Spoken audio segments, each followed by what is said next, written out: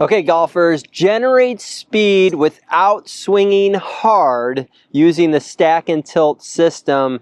I love this for you. We're going to demonstrate the driver. Let's get into it.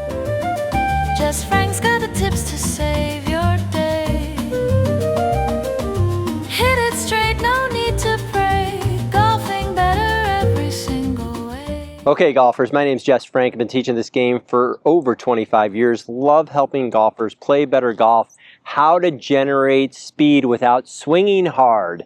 That is the key. You want to make an effortless swing, and we're going to use the stack and tilt system to help you do that, right? So the first thing that we're going to understand, we're going to work from the ground up here, okay? This is crucial to make yourself swing with effortless power.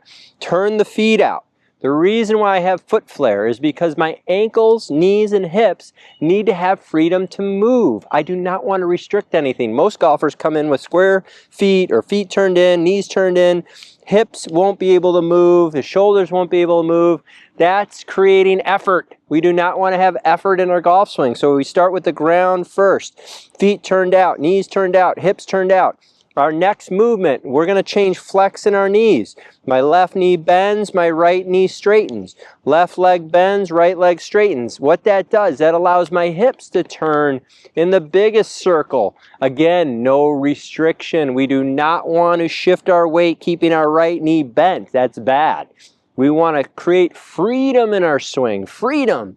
That's what creates effortless power. So, left leg bends, right leg straightens, and you can see how much I can turn my shoulders. Again, I'm not the most flexible person in the world. I can hardly touch my toes, but I understand how to move my body in a golf swing. So if I move it, left leg bends, right leg straightens, move this around, see my shoulders move around in a circle. Why that's important? Because if my shoulders move around in a circle, now my arms can move around in a circle. I can generate the biggest circular motion. Then from here, I'm able to swing all the way back around the other side. So now I can generate speed without effort because I'm not restricting anything. I'm not trying to swing my arms as hard as I can. I'm not trying to twist my body as hard as I can. I'm using the circular motion of my body, the power of the circle. That's very important. So I'm going to go ahead and set up. So feet turned out, knees turned out. Okay, my stance is a little wider for the driver, okay, because I want a little more stability. And then I'm going to move this club around my body. Okay, so you can see how far I can move that club around me, how far my shoulders can turn in a circle, how much my chest can turn away from the target because I have not restricted anything in my lower center. So from my hips to my knees to my feet to my ankles, there's no restriction there. So I'm going to go ahead, swing this all the way around, all the way back through, right? So go ahead and hit one here. Using the power of the circle, no restriction, moving this club around me. Oh yeah, really solid. Take that all day long. So again, I can hit the ball out there 270, 280, 290, and I'm not trying to swing hard. I'm just moving this club around me, right? So back around, tracing the arc, moving this club around me. Oh yeah, really good there. I'll take that all day long. So again, really solid, really straight. So again, this is how you create power. So also what we do here with the grid is that we can move this grid on a bigger angle now because how much we're swinging this club around me. So now the hands and arms move around me in a circle, move in depth, move around, and then I'm able to move around the other way. So go ahead and hit another one here. So you can see as I move this around, I can generate some speed there because there's no restriction. So I'll go ahead and hit one here. So back and forth. Here we go, no restriction. Oh yeah, really solid there. So I'm able to hold my finish. Again, everything that we talk about in all our videos. So that is crucial to hitting the ball high and far and straight, being able to do that all day long. So as I move the club around, right, as my hips move, my club moves on an arc. So in the backswing, my hands move in. My downswing, my hands move in. So I'm swinging that club right around me, moving it around here from the inside, hitting the back of the ball.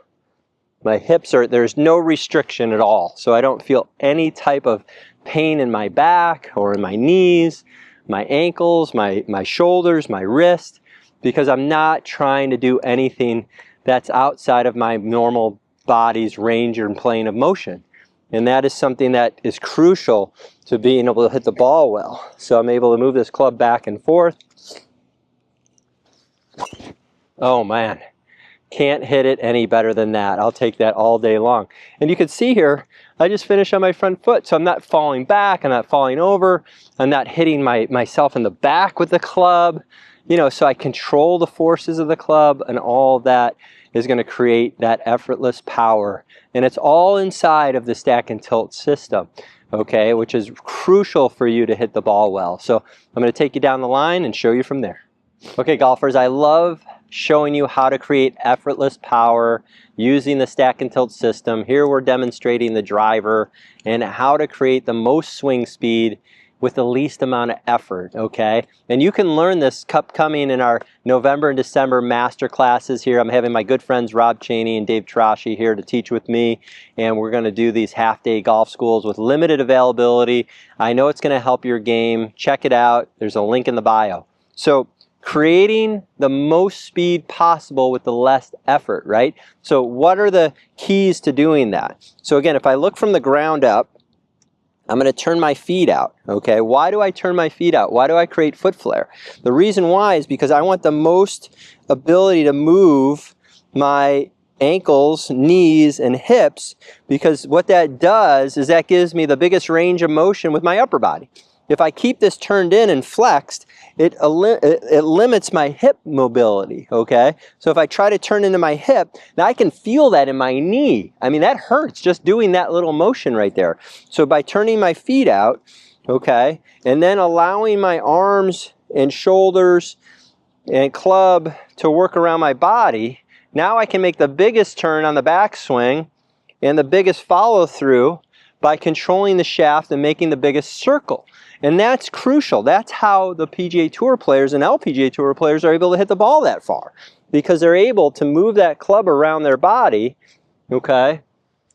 They can move it all the way around, come back into the back of the ball, and move it all the way around on the front side, okay, with no restriction. That's why they're able to hit so many balls and practice so much and not get injured all the time, okay? So this is what we would like to see. So again, turn the feet out, turn the knees out. I'm going to really feel how my knees change flex going back. My hips are moving on a tilted angle. My shoulders are moving on a tilted angle. So I'm able to go ahead and hit that shot. So golfers, when we're turning our feet out, okay, from the ground up, feet out, ankles, knees, hips, that allows the biggest pivot of the hips and letting the knees change flex, because it allows me to move the club around me the most.